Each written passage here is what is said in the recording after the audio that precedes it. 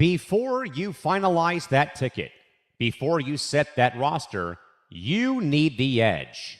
Welcome to the 1 hour window that separates the winners from the losers.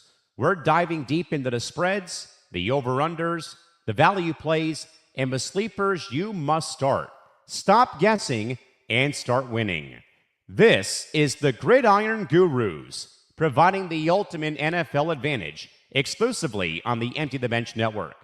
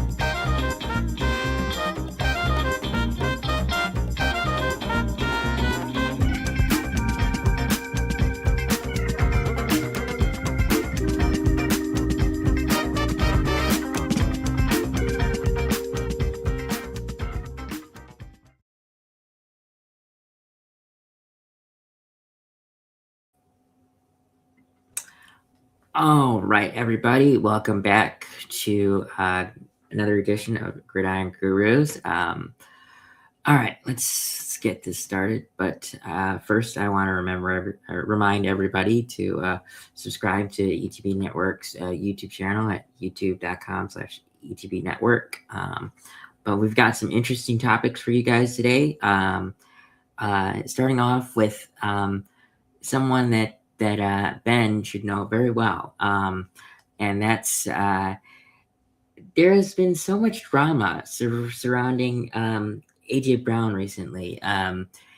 He just had his wedding a couple days ago, and none of his teammates showed up. And also it's kind of surprising because Jalen Hurts is actually the godfather of his son, I think, which is just out of the ordinary. But like, I can't help but say this. This is like giving like Bo Callahan vibes from Draft Day. If anyone has ever seen that, I watch it every year leading up to the draft the night before. But that was just it's so weird. Like, I mean, even though the teammates know that he's probably not going to be a part of the team anymore when he gets traded post June 1st, which is in about 10 days from now. You think they would show up for his wedding, because that's a pretty big day for anybody. But it's just kind of a little out of the ordinary. So like, what do you think is going on here, Ben? What are your thoughts on it? Yeah, no, there's obviously something behind the scenes, and I think it wasn't all his players just don't like him. I think maybe that some of them maybe had commitments. I'm sure that that some of them did also. But I think it wasn't everybody just completely blowing him off. Even if what you want to say or not, it's a guy that's about to get married, so it's a big overall thing.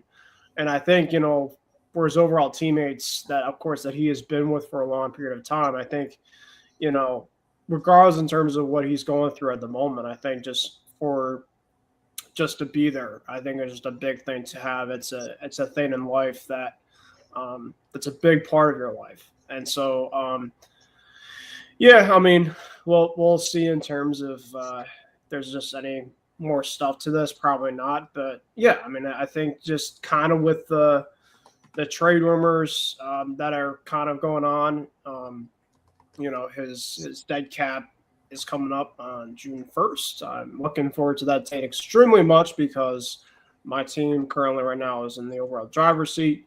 To land A.J. Brown away from Philly, time will tell about that. I don't want to just say that he's going to be a Patriot, but I think, kind of you can kind of start seeing some tea leaves, Grant, in terms of like stuff kind of behind the scenes of like, okay, like, stuff's just kind of starting to feel like stuff's going to happen. And so Yeah. we're gonna see in terms of how things go from here on out. But it's kind of really it. I have heard that the supposed compensation for A.J. Brown is a first-round draft pick. Now, if the Patriots are the team that is going to trade for him, and it's looking like that's how it's going to go, they should be late first round. So really, I mean, you are getting a first round draft pick, but it's closer to second round value. So that's not as bad. Like if they're in like they were 31 last year, or this past draft. Yeah. If they could be, in the range of 28 to 31, I'd give that up for A.J. Brown in a heartbeat. I mean, the thing that's crazy is how old is A.J. Brown? 32? 33? I'm actually going to have right now. Give me 1 second. He is 28. 28? 28? Wow, he's younger than I thought. I thought he was in his 30s. Then, oh my God, if you can get him for a first-round draft pick and that's it, absolutely do that. And I actually like this. If he goes to the Patriots, he goes to a team that literally drafted him. Their head coach was his first head coach, so it makes a lot of sense. Yep. And I remember when A.J. Brown was traded to the Titans, he was visibly pissed off. Like he walked out of the draft room because he was traded during the draft, and the person or the player that they traded A.J. Brown for has not panned out in the slightest. I mean, he's bounced around teams ever since, and that was Traylon Burke or whatever his name is, something close to that. I think I got that right, but if Mike Vrabel can get A.J. Brown back, he totally should. But we're still a little bit away from that deadline, but it's looking like that's going to happen. Okay, so the next topic we got is a very interesting one. So Rashee Rice, I want to say like 2 or 3 days ago, or this past week, he had a surgery for his knee. Yeah, I think so. I am pretty sure it was knee surgery.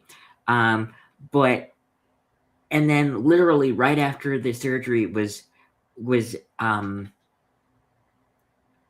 announced, the judge that looked over his case, his case that he was most recently involved in, decided, oh yeah, now is a great time for him to serve 30 days in jail after having a major surgery, and now he's going to have to rehab in jail. I am very curious to see how this works, because in jail, there's never like a high quality doctor. There's never, you don't have, people that can massage you, or you don't have the right tools that you need to properly recover from a surgery. You know, you need a rehab center. You don't need to go to county jail or Yeah. So, I mean, it is only 30 days, but at the same time, like right after a knee surgery just doesn't seem right. I mean, and here's the thing that really is really sad about Rashee Rice. Rashee Rice is a very talented player, Mhm. but the fact that he has all of this off the field issues is he's going to be looking for a new team this upcoming season.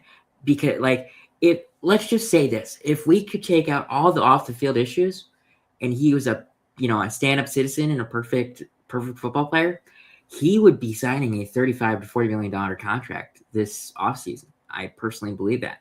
Because, I mean, the thing about the Chiefs is they like to keep their talent around.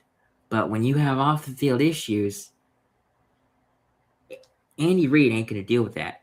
He lets you go if you have off the field issues. I mean, like, I don't want to say it's the same with Tyreek Hill because it was a little different, but like because Tyreek Hill wanted like $100 million or something off the wall crazy, but like I mean, Tyreek Hill's had issues, and he was let go from the Chiefs. Mhm. But like, I mean, this isn't a part of the topic, but I don't know where Rashee Rice could go in the future. And I don't want to say that he signs for a league minimum anywhere because of his off the field issues. He'll sign somewhere for a good amount of money, but like at the same time, I'm like, I'm trying to like think ahead to where, but as of right now, I can't predict that right now. But what are your thoughts on this, Ben? Yeah, no. Rashee Rice is a guy. It sucks for a lot of these athletes, Grant, in terms of like people just that can't um, keep themselves composed.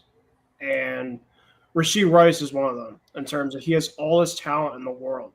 Um, Yeah. and, I think for a guy, you think for somebody to get back onto the field, perform at their best, especially with one of the best quarterbacks in the league, and you essentially are going through constant stuff off the field yearly, and it's like you said, I don't think a coach like Andy Reid, doesn't matter how much talent you have, the stuff that comes off the field honestly is a first thing more than your overall play because you're an athlete, you're a professional, you're coming in, you want to make a first impression, no matter how good or bad you are. And I think Rashee Rice's future is in complete jeopardy. I don't know if he's gonna. I mean, maybe he'll go back and play football again, but I think right now it's all about can he be able to just live and be mentally just like in a better state of mind because what he's going through consistently is just not it. See, like I mean, the thing that absolutely astounds me about athletes when they are paid millions of dollars to literally play a child's game for Mhm. their job is the fact that there are people out there that idolize certain athletes, and they but the thing that people need to realize is they're idolizing the player on the field. They don't know what happens off the field. Like if a maybe like if a 5-year-old idolizes someone that they watch football on Sundays, you know they could idolize a player like oh my god, who's a good example? Who's So a in terms of NFL player, Yeah, in terms of an NFL player. Jamar Chase. Yeah, okay, that's a good example. You Mhm. know, he's a guy that literally eats, sleeps, and breathes football. Like he just he. I've never seen him in a Maybe stuff you know, here and there, but nothing. nothing huge, Nothing nothing huge, Yeah. and it's not constant. Rashee Rice, is it's like the next offseason it's something new. Or another example could be Hollywood or not Holly Henry Ruggs. Mm-hmm. I mean, if he didn't, speed in that and get caught, I think he'd still be playing in the league and be a Brandon Ayuk, great. another one. Who? Brandon Ayuk, another one. Oh, that's a good one. He got pulled over, I think, for 110. I'm pretty sure off the freeway, which is Ooh. like what are we doing here? Like, And that's another team. That's another team that has a coach that doesn't deal with bullshit. Like that's right. Kyle Shanahan. Like, well, you see what happened. I mean, it's also kind of interesting too how a lot of these guys are not only reckless but they have injury problems. So it's like they don't help themselves in two different ways. They don't help themselves in terms of themselves being an athlete, and they don't help themselves in terms of being a professional. So sucks. it sucks. That's what you get. Sucks. But I mean, being famous is a double-edged sword. People idolize you, but then people hate you because they don't see they only see what they're told to see. And then a scandalous article comes out about them, because or something, something bad, and then everyone hates them or starts to despise them. But going into our next topic, it was released. I want to say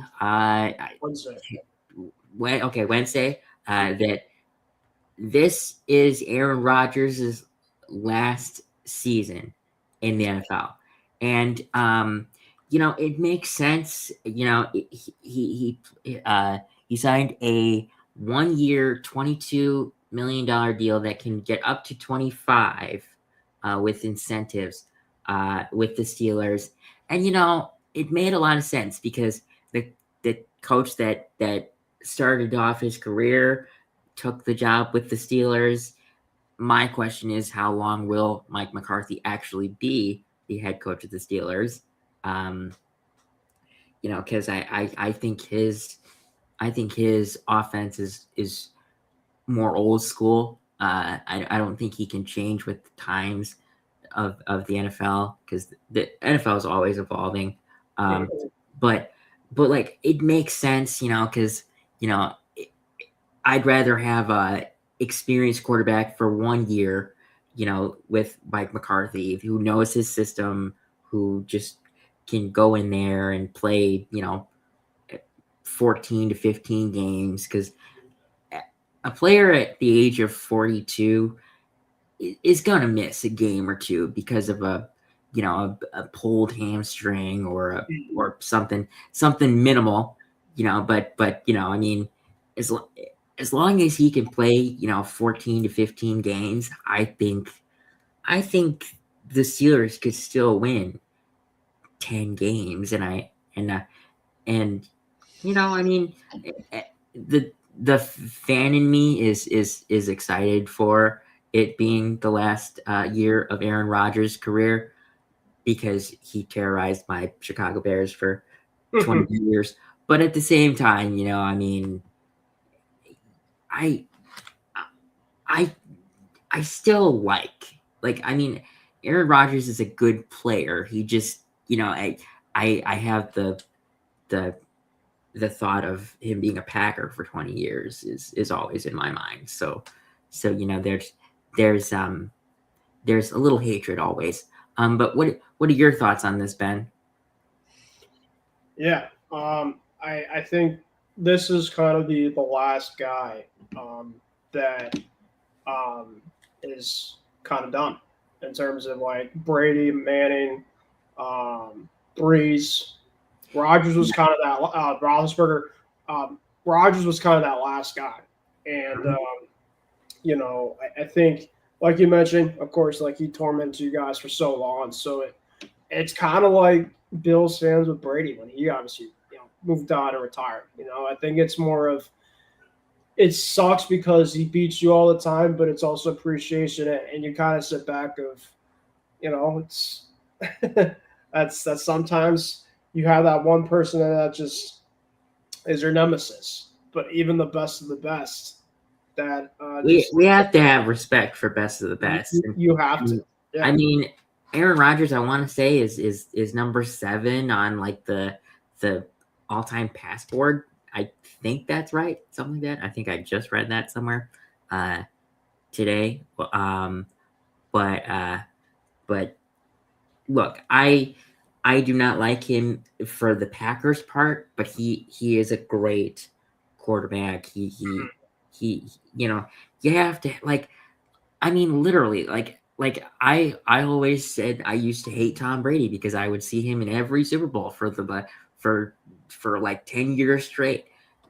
But like when he retired, you're like, okay, well you have to respect him. I mean, he played for 22 years. He won the most Super Bowls in the history of football, and Right. I mean, you can't. I mean, and he there's just so many good things that you could say about him, and honestly, he's a pretty good broadcaster, if I'm being honest. And he does talk up Caleb Williams a lot, so I have to like him in that respect. But there's you just can't hate on the greats, and there's going to be a new generation of greats. I mean, for example, I think one of the players that you can not hate on in the future, regardless of how many Super Bowls he wins or how many little Super Bowls he wins, I think no one will ever be able to hate on Josh Allen. Josh Allen is a great quarterback. I mean, the thing is, I just don't know if the coaching was right to get him to the Super Bowl. And hopefully Joe Brady, it can be that right, that next thing that gets him over the hump.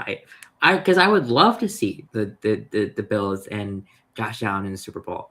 I would love to see a Josh Allen Bills and oh my God, what's the name? Maybe like a Bills and I don't know what team I would choose to play them, but I just would like to see a Josh Allen Super Bowl. In fact, I thought last year was the best chance he got, but then they got knocked out early. I mean, oh no, you already talked about it. Yeah. I just want to say, I know a lot of people are saying, well, are you sure he's not, is he going to be done? Because like, Rodgers, of course, the stuff he does off the field and stuff. I think it's it. This is going to be the last ride, and it would be shocking if he doesn't. No, I'd be shocked if he doesn't, because he's 42, going to be 43. Yeah. Now it's not. I mean, it's not unheard of for players to play past that. I mean, Tom Brady did it. He played till he was 45, 46. Brett Favre did it till he was 40, 44, I want to say. Mm-hmm. Andrew Whitworth, I know it's a different position, but Andrew Whitworth played till he was 40. Jason Peters, I want to say, played till he was 40. I think he's actually still playing. Like he played last year.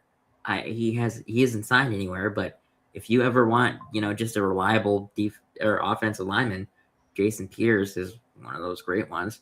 But going into our next topic, so Joe Burrow thinks that this is the most talented Bengals team he's been a part of.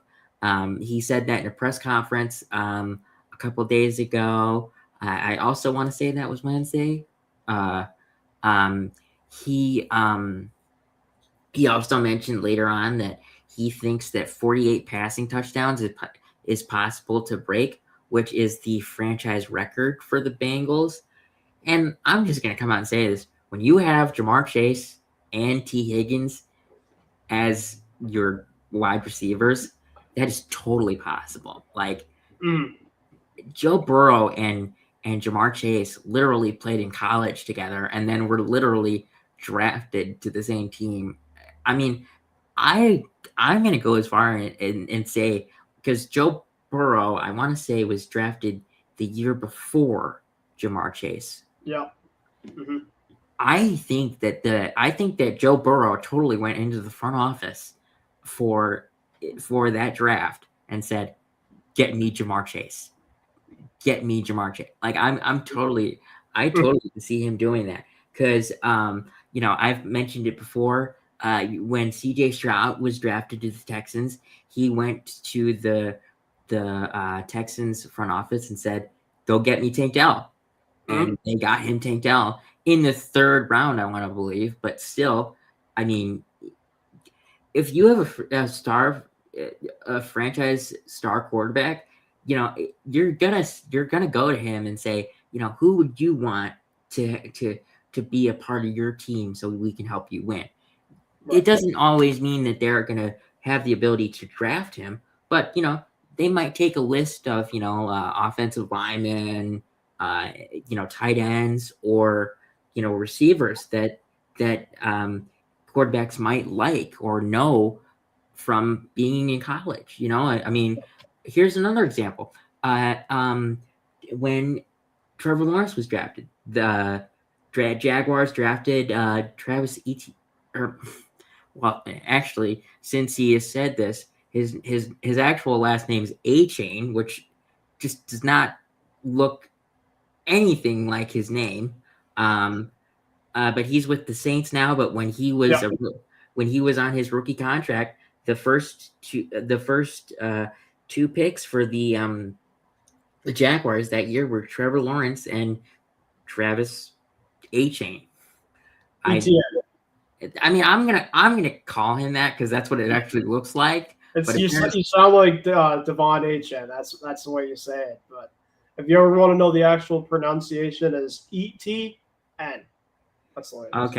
Okay, but like, I mean, do you think that 48 passing touchdowns for the Bengals is possible, or just for Joe Burrow in that sense? I don't. I just can never trust the Bengals when it comes to protection, no matter what. Their offensive line is not that great, so I do agree with you. Yeah. Yeah, I mean, if they had some element of an offensive line that was consistent, yes, I think that they're obviously that the sky's the limit, but it never is consistent. And that's why you see Burrow get beaten up a lot, get hurt, because he never has that consistent protection in terms of at least a blind side. It's always something. And it sucks because he, to me, is one of my favorite quarterbacks to watch when he is having the pocket, being able to throw a lot of these type of guys. But it's like an all-star team in terms of the way that the Bengals are kind of formatted. But unfortunately, that the all-star team is not your full entire team. You need to have a full entire team. And what wins football games, Grant, is the battle of the trenches. And that's what the Bengals struggle with. They have the pieces, at least on the outside, but when it comes to the trenches, they have none of it. And, well, I'm not saying none of it, but none of it that is effective. They don't have enough of it. They don't have enough of it. Yeah. And of course, defensively, you could say everything you want to say about defensively. They've had a ton of issues in terms of their secondary. They brought in Dexter Lawrence. They did lose Trey Hendrickson, but it really comes down to the protection for Joe Burrow. And he thinks they're the most talented Bengals team. I have to simply disagree. I think it's the same team that he's been with for the last several years. I don't see much of an overall increase in terms of, this is going to be the year for the Bengals. I just don't see it. I always want to believe, and of course they made that Super Bowl several years ago against the Rams, but that offensive line to me just every year just worries me so much, and that's why he unfortunately gets hurt a lot. Yeah, no, you're telling the truth, man. I mean, you're right, because like the most important thing that that a quarterback has whether you're drafted there, signed there, traded there, whatever, is his protection. I mean, okay, I'm gonna use my Bears for an example. The first year of Ben Johnson 2 years ago, the Bears had 2 positions on their offensive line figured out. They had left tackle and right tackle. And then, Ben Johnson gets hired and he just comes in and he is like, okay, we need to get Caleb Williams his protection. And they traded for Joe Tooney. They traded for Jonah Jackson and they signed Drew Dalman. And then, you look at last year and he has, almost 4,000 passing yards. When you include the playoffs, he had I want to say 35 touchdowns, something around that. And 6 or dang it, I just leaded myself into that, but 6 or 7 interceptions. And I mean, he looked like he had so much time to throw because they actually prioritized the offensive line. But that's the one thing that the Bengals don't do. I don't get it. And I'm very interested to see how their record goes this year, because I think if there's a possibility of based on how this year goes, I think there's a possibility of Zach Taylor getting the boot this year. I mean, it's been way overdue. It has. I thought he was going to be one of the teams that was fired or one of the coaches that was fired this year, but yeah, apparently he did enough. I don't get that, but it's up to the owner and the general manager, and they said that he did enough. Right. But going into the next topic, this is a good one. I'm excited to talk about this. So there was an article that said Fernando Mendoza it looks like the QB1 of the future as advertised. And, I mean, the most important, we just mentioned how the offensive line is important. It is, but there's also another thing that's very important. Mm-hmm. And the other thing that's very important when you just draft a quarterback, it doesn't always have to be this way, but it is in my recommendation, I would always say it's best to have an offensive-minded coach when you draft a quarterback. Yeah, I agree. Mm-hmm. And I mean, the Raiders have had the poorest luck with the offense with the coaches these past 5 to 7 years of football. And finally, it at least seems like they got the right guy in Clint Kubiak. Now, my question with Clint Kubiak is, he was the last coach to be hired in this cycle, which makes sense because he was in the Super Bowl. Yep. But because of that, he had to fill out his staff with a lot of the previous staff. So my question is, how good will this staff be this year at least? Because you promoted your D-line coach to defensive coordinator, which can be good because you did somehow get Max Crosby back because of a failed physical. Yeah. Now that's what they say. I personally believe it was because of the fact that they found out that the Ravens could get Trey Hendrickson for cheaper than. Yeah. But I do think though, Grant, that there was something injury wise that. I'm sure, but I think I don't think it was as bad as they made it seem. Mm-hmm. Because even when a player fails a physical, sometimes if that player is someone that the general manager or the coach really wants, they'll be like, okay, we'll sign you, but we might want to rethink the contract a little bit, or something like that. Yeah. But now failing a physical is not unheard of. It's not. It happens in the NFL. It's just I have never ever seen it where a team literally backs out of a trade after it's been agreed to until the Max Crosby one. But coming back to this, I do think that Fernando Mendoza will be successful, but there is something that I think the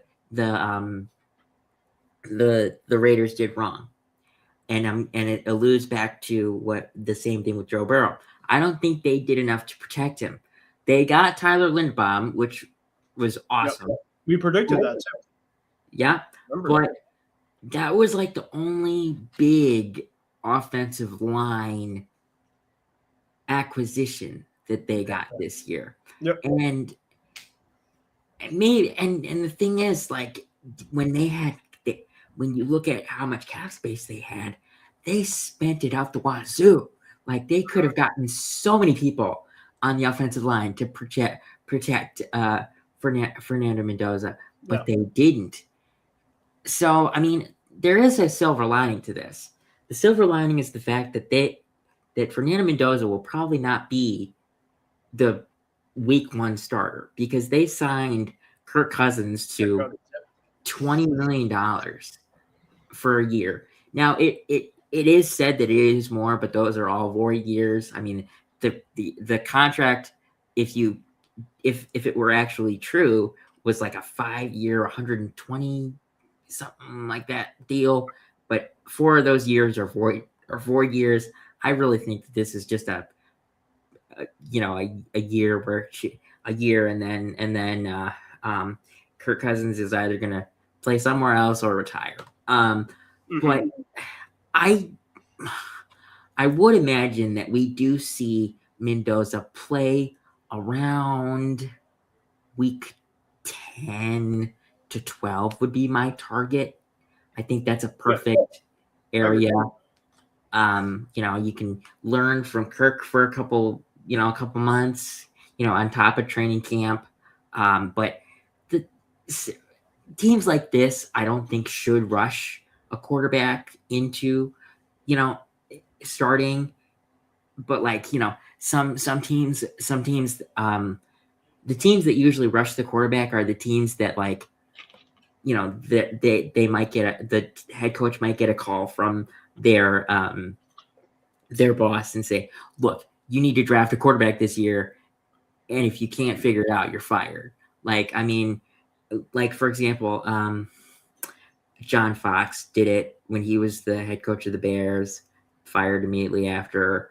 Matt Eberflus did it, fired mid-season for the first time in the history of Bears football, which was awesome because I don't think if we waited, I don't think we would have Ben Johnson. But but when you're a rookie head coach with a rookie quarterback, it's never a good idea to rush him. Like even if Clint Kubiak comes out and says, before a week before the first game of the season, Fernando would be ready. Just you have a quarterback that could win you a couple games. Let's let him learn for a couple months before you actually just throw him into the fire. You're a rookie head coach. Rookie head coaches and rookie quarterbacks don't always mesh. Let him get used to practicing and getting used to NFL speed, because in my personal opinion, I don't think Indiana is an NFL ready program. Now, I don't watch college football as much as I watch NFL football, but I think they were lucky to get into the national championship this past year. I'm just going to say that. You saying Indiana? Yeah. I disagree, 100%. Oh, okay. I thought respectfully, but I thought that they were, to me, the best team, and they proved it obviously to win the. Yeah, no, and I'm happy for them. And honestly, my thing is I just don't know if Mendoza didn't win the national championship, would he have been the number 1 pick? Easily, definitely. I still don't think that there was much of a difference if he ended up, because they obviously know his tape. They essentially know how good he's going to be. Mm-hmm. I just think the national championship is just the icing on the cake of what his overall potential could be like in terms Oh, of what sure. scouts and stuff are looking at. I think that's really it. Sure. No, I agree with you. And I do want Mendoza to be successful. Yeah. It's just I think it might take him a year or two, because of the fact that he won't be starting right away. If I was the Raiders, here's what I would do. If you go into, your first 10 games and you're, 2-8, 3-7, 4-6, something around there, and you're like, okay, well, let's try and, make something out of the rest of the season, and you go to practice, and Mendoza is staying, in the facility until, midnight, and then coming back at 6 a.m. the next day, something like that. You're like, okay, well, this kid looks like he's ready. Let's get him in there and see what he can do, and let's see if he can, win us, 4 or 5 of our last 7 games, and also I think that having Tom Brady as a front office or owner person might be helpful for him, because even though Brady is only a 5% stakeholder in the Raiders, I believe that he's in the building every once in a while. So if you, there a lot, like pretty much every single week, he's at least in there 4 or 5 times a week. Oh, well, I mean, if Tom Brady can, have, meetings with him once or twice a week during his rookie year, I mean, just getting advice from the greatest of all time quarterback, you're gonna be a successful quarterback. I mean, yeah. And Tom is also like just really good. Just in terms of he always talked about in terms of his retirement, in terms of like because a lot of people speculate in terms of when he retired is like you definitely look like you could play a lot more time. And Tom basically said part of it in terms of why he wanted to retire. I think part of it was he's getting just up there. He obviously wants to be a parent for a lot more of his kids, even though his kids are obviously getting older. Benjamin, Vivi, and Jack obviously is a tall one. But, Tom is also looking at in terms of the great young quarterbacks that this league has. And I think, he got into a situation where he's like, I'm kind of done now in terms of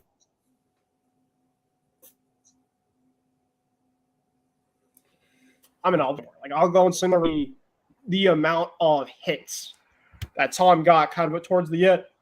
That was kind of the biggest thing. But Tom also just in terms of talking, and he wants this game still in a really good place, especially after he left. And a lot of these guys do. I mean, look at Aaron Rodgers. I think Aaron Rodgers kind of just, I respect the way he just kind of said, listen, it's time. Because I think that he was looking at himself and saying everybody else essentially kind of in my overall era is pretty much all done. And I'm just going to do everything I can. I have nothing else to prove. I've already won a Super Bowl. I've been on a lot of big time teams. And so I just think that, Tom obviously wants to see a lot of these young kids succeed. And I think Mendoza, obviously being the number 1 overall type of pick, I think is very excited about, Fernando coming in and being able to work with the guy, even if it's obviously not on a massive basis because you obviously have Kubiak there. But I just think his overall presence, you have absolutely presence out there. I just think is massively crucial. Yeah, no, I believe that that Mendoza has a lot of the right people to help him in terms of coaching and all that stuff. It's just it might be a couple of years until he has the pieces to help him. Because yes, he has Bowers, he has Genty, he has some other guys in the wide receiver room, but it's still it's all right. not great. But the thing that also makes a superstar quarterback is superstar weapons. You like Joe Burrow, Jamar Chase, T. Higgins, Tom Brady, Julian Edelman, Rob Gronkowski. You naming the dynasty teams? Well, no. I'm thinking of why. Who are you going to mention? No. I was just thinking in terms of where you're going at there. I mean, I'm gonna say it, even though it was very brief. For a couple years, Brady did have Gronk and Aaron Hernandez, and if he did not have his drug problem or his second personality, I truly wonder how great Aaron Hernandez could have been. But we've kind of been talking about Mendoza plenty. Let's get into the next few topics because we've only got a couple more. So Matthew Stafford was extended by the Rams.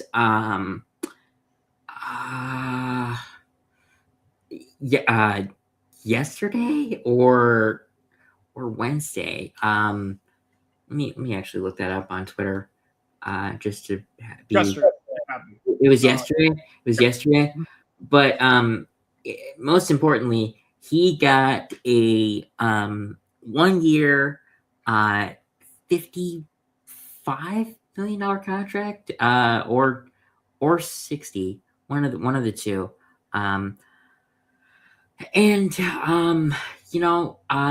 The Rams did draft Ty Simpson with the 13th overall draft pick in April, like about a month ago, actually. And that pick didn't make much sense to me, because I expected Matthew Stafford to be back for at least a year. But at the same time, this might be good because, if the Rams are, the usual Rams when they're always winning, you're going to be picking in the 20s. Right. And, I mean, because their draft pick was 29, right? And it was late, and they traded it for Trent McDuffie to the Chiefs. And the 13th pick was from the Falcons from last year. Yeah. Or from 2 years ago. Yeah. And to learn from someone like Matthew Stafford for a year and literally get the Patrick Mahomes treatment in Alex Smith and Patrick Mahomes, yep.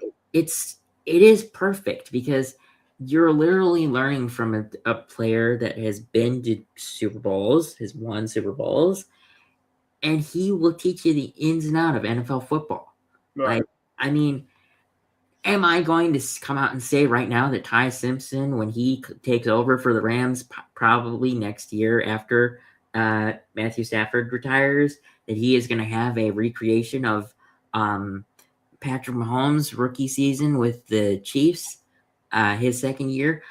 No, I'm not going to come out and say that, but he will be much more prepared than if he was drafted to someone like, I hate that I'm about that.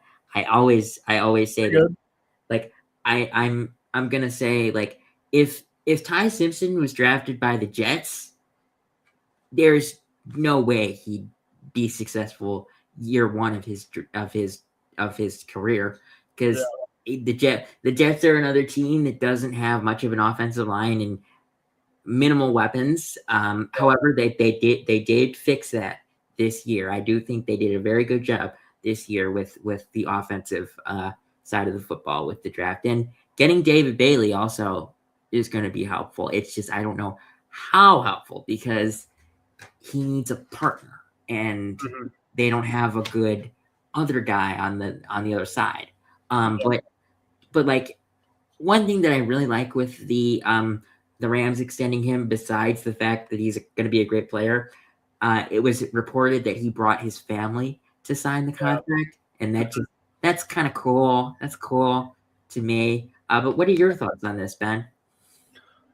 The Rams obviously got him for another year. It's kind of a no-brainer. I mean, obviously Ty Simpson's gonna be ready, of course, to go whenever he's ready. But yeah, just Matt Stafford, MVP this past year, totally deserved it. I'm a Pats fan, of course. Drake, of course, had the votes, but Matt is somebody that is Mr. Consistent every year. He obviously. I think a lot of people kind of slept on him a lot more in Detroit because of terms of what the overall organization was, but he went to a new market and just completely still broken out. I mean, you talk about just aging like fine wine. A quarterback that, of course, is just doing that is him, because he is essentially one of the best pre-snap accurate quarterbacks, not only just right now in football, but in terms of I think I really do. So, yeah, just good for Matt. Really good for Matt. Yeah, I mean, he had around like 4,700 passing yards, 46 touchdowns, and I want to say he might have had double-digit interceptions. Let me check. Sure. I think it was 10. Like it was like. I'll check right now for you. Hold up. We got time, so they'll. Yeah. But we'll get. Let's see here. But yeah, I mean, I'm excited to see how this year goes for the Rams, because I do think that they did a pretty good. Well, they did a decent. 46. That's what he had last year. He has 46 touchdowns. Yeah, okay. 46. Yeah, and 8 interceptions. So that 8 interceptions. See, yeah. I mean that's great. I mean when you put that in like into a touchdown interception ratio, that's like 5-1 almost. Yeah. So that's very good. It's just like at the same time when the Ty Simpson pick was announced, everyone was shocked because no one expected a quarterback to be the choice. If anything, I expected a wide receiver to be the choice, because yes, you have Puka for the foreseeable future, but Devontae Adams is on his last year of his contract with the Rams. Mm-hmm. So you would have thought that they at least had it in the back of their mind to get a weapon to learn from Devontae Adams and Puka Nacua, which I can comfortably come out and say that is a top 3 wide receiver room in the NFL. I'm going to say that the top 1 is the Bengals. Yeah. But, again, no offensive line. I'll tell you, a really underrated receiver room, at least in top 5 to me. And it's ironic that we're talking about receiver just duos, because there's a guy that I just watched a video of yesterday. Really good job. Shout out to this guy, Matt King. And he was talking about top 5 duos, receiver duos. If you're thinking about 2 other duos that I might be thinking about, which duos do you think I might be thinking about? I'll give you a hint. They're both in the NFC, and they're both in the same exact division. It's duos that you know really, really well. Okay, well then I want to. I don't want to break it too much, but I think that's a really big clip. I want to say then it would be Justin Jefferson and Jordan Addison. That's one. And just because I am an NFC North fan, I hope you're gonna say Rome and Luther. No, I'm sorry. I do think they're great. It was going to be the Lions with Amon-Ra and Jameson Williams. Underrated duo, but that is an underrated one. And you can't also forget about CD and George Pickens. I mean, but there is something that I want to mention with the Vikings with their Justin Jefferson and Jordan Addison. there's one thing that could hold them back, and it's QB play. Because I don't know how great Kyler Murray is going to be in Kevin O'Connell's system. I mean, it showed that it's not working for JJ McCarthy. So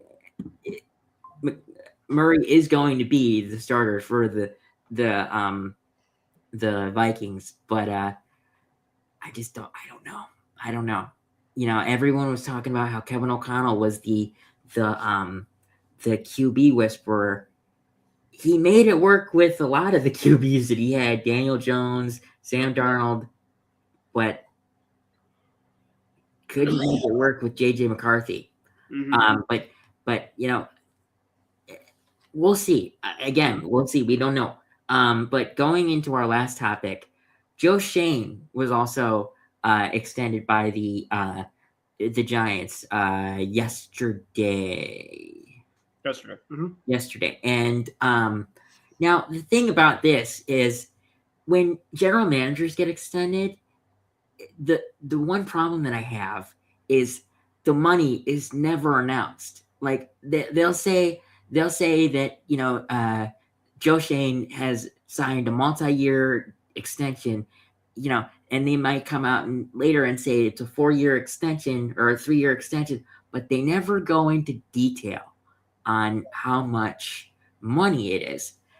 And that's a problem for me because if a general manager gets extended but is a terrible person, is really bad at drafting or something like that, or really bad at getting the head coach hire right or something like that, you might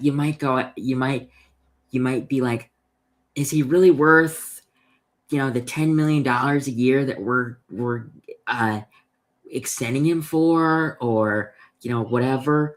But I think that's why they don't disclose how much money they get paid, because some general managers might be bad at a certain thing that they are supposed to be good at, but they want to extend the general manager because it was the coach's choice on who the GM was, or they're a great motivator or something, or something like that. But like, I would just like to know, how much a general manager makes, because everything else is disclosed, player contracts are disclosed, head coaches contracts are disclosed, like for example, when Ben Johnson was hired by the Bears, it was said that it was a 5-year deal, and then that was the initial story, and then people on the internet found out that it was a $65 million deal, which comes out to $13 million, so I mean, I don't get why they don't disclose it for front office people. Like, can you comment on that, Ben? Like, do you have any have any thoughts on that? On this? Yeah, no, I mean, I think for Shane, Giants are such a weird overall team, because I think with Shane, I think this must mean that he really likes the vision of Harbaugh in terms of what the Giants are about to have. And I think he wouldn't have gotten extended, and Mara wouldn't have extended him if there wasn't any type of plan in place. Because, you look at front offices, there's a lot of scapegoating going around, and they obviously fired Dable. So I think a lot of Giants fans, because I live right around New York, so I think a lot of Giants fans were saying, Shane, is he on the way out now? And a lot of people thought that, and I come out and say it. I was one of those people. Yeah. So, I mean, good for him. I think, he obviously has shown it in the past, but now can he all put it together? I think that's the biggest thing. You've got a really good coach now there that can build a culture. Now it's all about, can you go do it? Yeah, no, I agree. I mean, my thing is, I mean, sometimes when you get the star-studded, head coach of the cycle, which because of the Ravens firing uh, John Harbaugh, John Harbaugh was the the best pick of the litter. And that was one thing that I will admit I did not expect. And when I saw it, I was very, very surprised that the Ravens moved on from John Harbaugh. But immediately when that came out, I'm like, well, the Giants would be a prime spot, because they have pieces, they have Jackson Dart, and that's sometimes that's one of the things that a head coach looks for, a place that has a quarterback in place. Now the thing is, they have to design an offense that's going to protect Jackson Dart a little bit better, because although Jackson Dart only had, I want to say, 2 concussions, it looked like he could have had 5, because he was missing a couple games because he had concussion symptoms, but like actually didn't have a full concussion. But like there were games that he would, because he was primarily a runner in college, and you can't. It's not very successful if you want to do that in the NFL. But like when they got John Harbaugh, I was like, well, that's going to be good. But my one question was, is now Joe Schoen on the way out? Because usually when a organization, hires a new head coach, they might, deal with the GM for a year, but then want their own guy. I thought that since John Harbaugh was one of those coaches that has been in the league so long, I thought that was a possibility. But this obviously, throws that rumor out the window. So congratulations to you, Joe Schoen, and I hope that you can now win a Super Bowl with John Harbaugh and all that stuff in the future. But we are at our time, so I really appreciate all 136 of you guys that are tuning in for this. We will see you next week. I'll be there next week. Grant will not be here next week. For the people that want to see Grant's name, they'll be out. I'll be back in, and Michael will be back. Michael will be back. Michael will be back. So Grant and Michael will switch it up. I'll still be around the fort. I'll be out the next couple weeks. Obviously, I'll still be here for a couple more Fridays. But thank you guys, and have a great overall holiday weekend also. Yes, happy Memorial Day, everybody. Forgot at the beginning, but have a great weekend, everybody. Bye-bye. See you.